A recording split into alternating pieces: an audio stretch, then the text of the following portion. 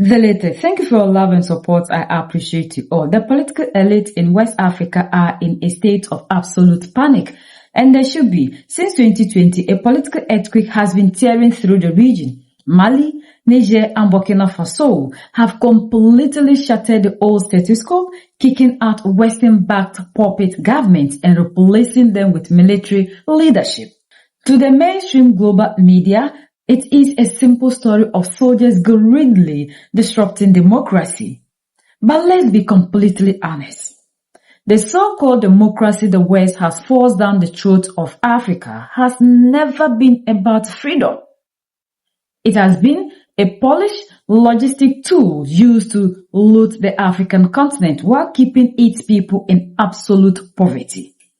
This is exactly why the recent speech by the Ecowas chairperson and the president of Sierra Leone, Julius Maada Bio, completely misses the mark.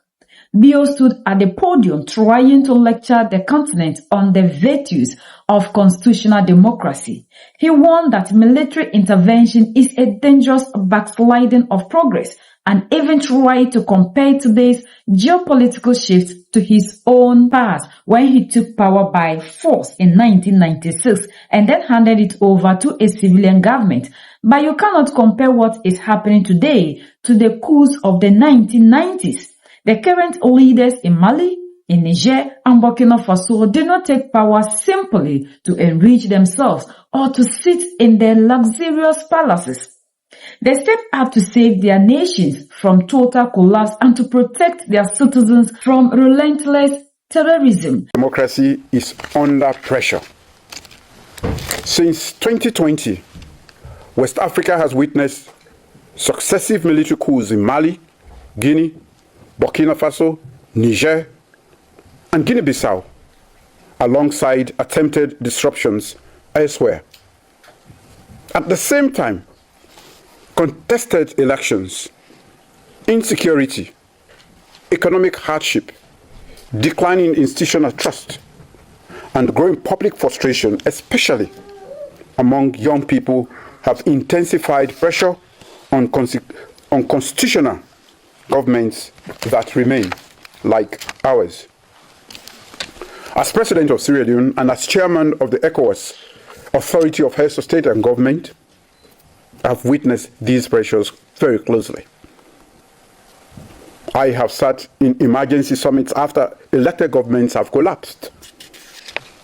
I have participated in mediation after constitutions were suspended. I've engaged leaders confronting insecurity, political unrest, economic fragility, and widening distrust in democratic institutions. So the conversation here today carries urgency. It also carries or requires honesty. I'm happy our young people have spoken so eloquently about the challenges we face. Because the greatest threat to constitutional democracy in West Africa is not only the soldiers who suspend the constitution. It is also about the slow erosion of public trust that makes citizens begin to doubt whether constitutional systems can still protect them, represent them, or improve their lives. That erosion of trust manifests in many ways, from disillusionment that creates apathy and low engagement with the democratic process, to support for military regimes that sometimes take over. So, ladies and gentlemen, when we see support among citizens for military coups in some West African nations, it is not that people have rejected democracy as an idea. What many people have lost is the democratic experience they have lived. They have lost faith in the democratic experience. We can see manifestations of that from our young people. They have seen elections conducted while hardship deepens. They have seen constitutions invoked while institutions weakened. They have seen public authority exercised without restraint. public resources managed without accountability, and public trust exhausted without concern. Democratic erosion rarely begins dramatically. More often, institutions weaken gradually through tolerated excesses, weakened accountability, and compromises that slowly become normalized until unconstitutional actors present themselves as the solution to failures they did not create but are prepared to exploit. One lesson has been very clear to me over the years. Democracy is never self-sustaining. A constitution can be drafted in months. Elections can be organized in weeks. Institutions can be established by law. But democratic culture takes much longer to build. Restraint takes time. Public confidence takes time. The habit of losing elections honorably, governing lawfully, dissenting peacefully, and submitting to constitutional limits take time to develop. And unfortunately, ladies and gentlemen, all of that can be weakened much faster than it was built. The real strength of constitutional democracy is revealed under pressure. When courts issue decisions government do not like. When elections are disputed, and when leaders discover that power still has limits. Democratic question in Africa, therefore, is not simply whether elections are held. It is whether African states can build political systems strong enough to command legitimacy without coercion, survive leadership transitions peacefully, and deliver dignity to citizens consistently. Nowhere is that pressure felt more intensely than during elections. Ladies and gentlemen, elections remain one of the greatest tests of democratic legitimacy in Africa today. Yet, elections alone do not secure democracy. What matters most is whether citizens trust the process enough to accept the outcome, even when their preferred sides or side may not have won. That trust depends on institutions, independent electoral commissions, transparent counting and verification systems credible enough. It also depends on credible courts, political leadership that does not delegitimize outcomes before results are even known. When those foundations hold, elections strengthen national cohesion. When they weaken, elections become source of instability rather than instruments of democratic legitimacy. Ladies and gentlemen, I will not stand here and claim that Sierra Leone's democratic journey is without imperfections, or that my own defeat or victories were accepted by all without question. Before I got to be elected as president, I too lost elections as a leader of the opposition, and my party legally challenged the results of the polls, which we believed were mired by irregularities serious enough to question the outcome. When I ran again and won, the elections were contested by members of the opposition. What matters is that grievances were taken to court. Institutions functioned, and disputes remain within constitutional bounds. That is not perfection. That is democracy at work. Democratic maturity requires allowing legal complaints to move through constitutional channels. It requires patience with due process, even when politics prefers speed. It requires respecting the opposition's right to lawfully challenge the outcomes. That discipline is not weakness. It is a foundation of democratic system capable of surviving contested elections, which happen all the time.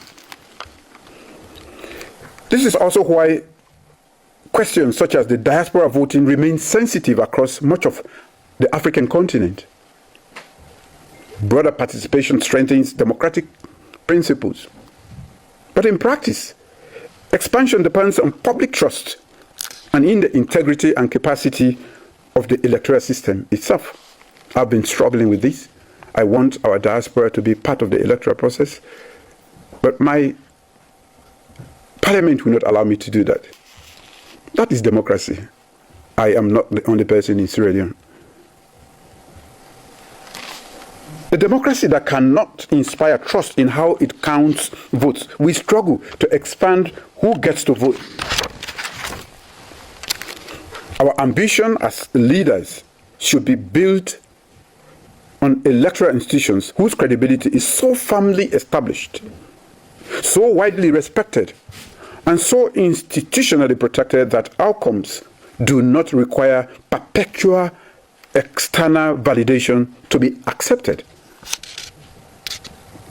That is why in Sierra Leone, I remain committed to a comprehensive electoral reform process through mechanisms like the Tripartite Steering Committee, which undertakes both administrative and legislative reforms. Disputes will always exist, but mature democracies channel disputes through law, not violence, through courts, not coercion, through evidence, not incitement. The political class is directly implicated in this. How we conduct political life matters. How we treat opposition, civil society, and the press matters. We cannot personalize the state or intimidate critics, then appear surprised when doubt whether constitutional or truly belongs to the people. In addition to those who overthrow it abruptly, democracy is also weakened by those who degrade it gradually, who undermine the pillars of democracy. That is why regional bodies and international governments, international organizations must look beyond sudden ruptures of constitutional order to the root causes of rupture. Ladies and gentlemen, as chair of Ecowas, I have condemned unconstitutional changes of government, and I will continue to do so. Military coups are wrong, but if constitutional governments fail to govern responsibly, the potential for unconstitutional intervention increases.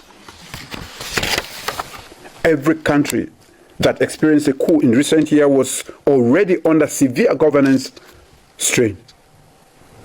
In Mali, public confidence in former democratic structures eroded as insecurity spread and the state struggled to protect citizens. In Niger, a historic democratic transfer of power in 2021 was reversed only 2 years later, reminding us that a single successful transition does not immunize fragile states against democratic reversals. The lesson is clear. Elections alone do not renew legitimacy indefinitely. Legitimacy must continually be reinforced through performance, accountability, transparency, and responsiveness to citizens, particularly on security and economic conditions. Let me take a moment to cite the case of Ghana, because it offers an important counterexample. Not because Ghana is without challenges, but because Successive governments and institutions have consistently protected the credibility of the democratic process. That has compounded into durable public confidence. The infrastructure of democratic trust, built patiently over decades, has become one of Ghana's greatest national assets. I do not believe that West Africa is trapped in the democratic fragility that we talk about. What I believe is that we are living through a difficult but necessary transition towards stronger constitutional cultures, shaped not by imported templates, but by hard-earned lessons from our own history. In this, my country serves as a useful example. Sierra Leone's democratic journey is deeply personal to me. Our country emerged from a devastating civil war and began rebuilding democratic institutions under conditions of extraordinary fragility. There have been difficult elections and political tensions. This, in addition to economic pressures, has added to the moment of profound national strain since we gained independence 65 years ago. We are not a perfect democracy, and no honest leader should claim otherwise. But even in difficult moments, we have not abandoned the constitutional process. My own political journey, I must confess now, included a chapter of unconstitutional change. I hate to avoid that. I came to power for the first time through military rule. But in 1996, in the middle of a civil war, I thought it necessary to hand over power to an elected civilian government.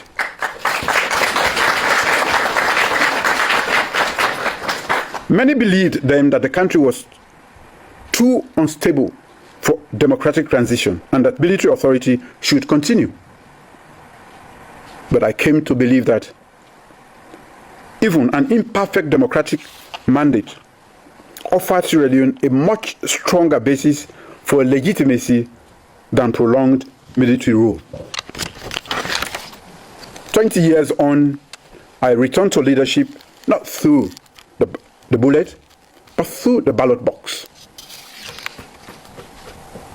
I learned that the hardest act of leadership is not taking power. It is limiting it.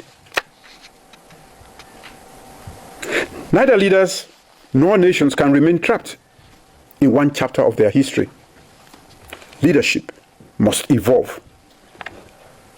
It must evolve towards legitimacy and greater respect for constitutional order. I have governed under military authority, and I have governed within constitutional democracy. There is no comparison. I can say so authoritatively. Force may impose obedience temporarily, but it cannot build legitimacy. It cannot create citizens out of subjects. Only constitutional consent can do that. That lesson has never left me. Ladies and gentlemen, democratic erosion sometimes happens through tolerated excesses, weakened institutions, and constitutional compromises that gradually become normalized. As leaders, we face the real temptation to reward loyalty over competence and to treat criticism as hostility rather than accountability. Constitutional leadership requires resisting those temptations. And restraint is hardest precisely when power makes restraint optional. The true test of democratic leadership is whether leaders respect constitutional limits when doing so carries real political cost. Ecowas has defended constitutional order across the region through sanctions, suspensions, and mediation efforts. And I promise we will continue to do that. But regional institutions cannot defend democracy only against soldiers, while remaining silent when elected governments weaken democratic systems from within. That is why Ecowas must deepen preventive diplomacy by strengthening governance benchmarks and speaking with the same clarity about democratic backsliding as it does about military coups. The Western version of democracy gave Africa a system where politicians invoke constitutions while foreign corporations drain the continent's gold, uranium, and oil. Under that system, the resources leave Africa, the profit stays in Paris, Washington, or London, and the African people are left to beg for foreign aid. What we are witnessing right now in the Sahel is a radical reclamation of sovereignty. The current leadership is doing what Western vetted democratic politicians will never have the spine to do. They are nationalizing their resources. They are rewriting mining codes, kicking out colonial military bases, and ensuring that African wealth stays within Africa to benefit African people. They are proving that true legitimacy does not come from a rubber-stamped election certificate approved by the West. True legitimacy comes from protecting your own people and giving them ownership of their own land. Bio did manage to say one thing that holds weight. He admitted that citizens celebrating these takeovers are not rejecting the idea of governance. They are rejecting a broken, exhausted democratic experience. But what the regional body Ecowas fails to understand is that the system cannot be fixed with administrative reforms, independent electoral commissions, or better funding for votes. You cannot reform a system designed from its very blueprint to extract wealth from Africa. We have seen where leaders are changing constitutions to stay in power. We have one in Togo. We have a lot. We have another one in Ivory Coast. We are seeing how things are done. No accountability in the democratic world. The people are living in absolute poverty. Leaders going for IMF loans. Yet at the end of the day, the money they even said they are coming to use to change the lives of the people, the lives of the people become more expensive and more worse. People have lost trust in the system that was created for the African, because we have realized that that system do not understand the problems of Africa. Western-backed democracy cannot change Africa because the solutions that it has do not conform with what we have here in Africa. So a Western solution cannot solve a problem in Africa. And that is why we always hear you, the leaders, talking about looking for African solution to the African problem. So how does this system called democracy that was imposed on us that we don't even understand be a solution to the African problem? The leaders in Mali, Niger, and Burkina Faso have understood that this system has failed us. Even the youth today, as he rightfully said, have lost trust because we can see that with this same democracy, nothing is working. People are changing constitutions and the same people who gave us the constitution are watching as long as it benefits them.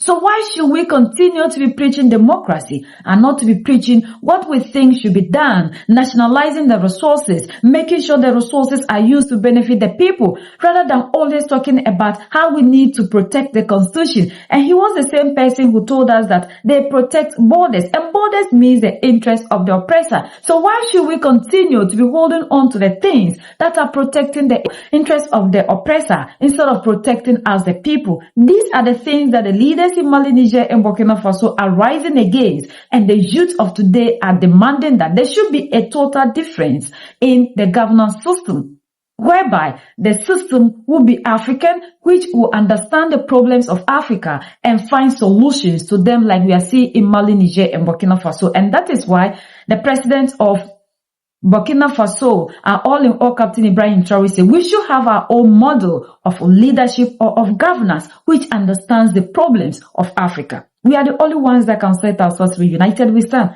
divided we fall, and united we keep standing forever and ever. The greatest enemy of the African is mental slavery. So let's decolonize ourselves from mental slavery. Let's keep sharing to educate our brothers and sisters. Together we make Africa great for ourselves and the next generations that are going to come. So that's the latest around the world in Africa, West Africa, and in Sierra Leone.